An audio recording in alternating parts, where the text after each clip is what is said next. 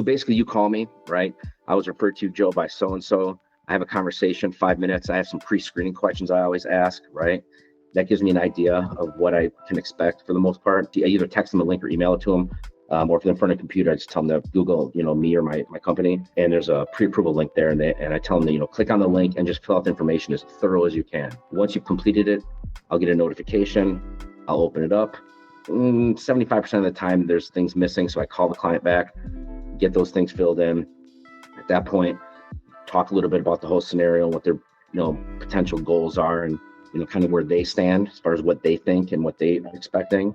I kind of I get that all dialed in, and then at that point usually run credit. And once I run credit, I have all their debts, I have their credit scores, and by that point I have all their income and everything from that application that I texted them.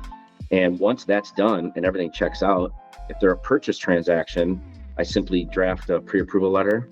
And that pre-approval letter is their ticket to go shopping. I email that letter directly to them and their real estate agent. If it's a real estate agent that I haven't worked with, I'll call, introduce myself, and start that line of communication. And then once that's done, that's their ticket to go shopping, like I said, and they go find a house, right? Negotiate the offer, get an accepted offer.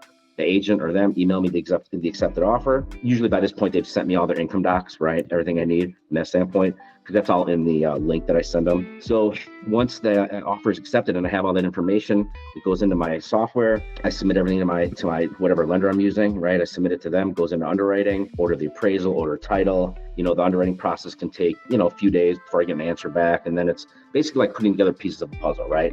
If I've submitted everything that's in there, then they sign off on everything. And essentially at that point, assuming appraisal, title, everything checks out and it's clear, at that point we get what's called a clear to close, or CTC, or however you want to refer to it. And that is essentially, at that point, once we have that clear to close, we usually by that point already have a closing scheduled, or it's already predetermined in the offer. So it's all set up. And then at that point, the lender that I deal with is going to send the closing docs to the title company, and then they balance. And then I have that final dollar amount. And that's when I contact my client and say, hey, your cash to close is X amount. You want to do cashier's check, or do you want a wire? And if you want a wire, I'll have the title company email you secure wire instructions, and I'll walk them through how to do a wire if they've never done it. On closing day, they show up, sign all the paperwork, get the keys, they're home free.